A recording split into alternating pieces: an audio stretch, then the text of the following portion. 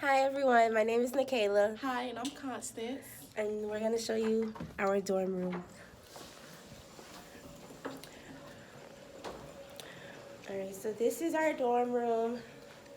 This is my dream board here where I have pictures of a friend, and I have some quotes here and some words that just symbolize some traits and qualities that I have to help me stay focused. We are in the supervisor room, so it's just two of us in here. If it was a regular room, it'd be four. And this is my dream board.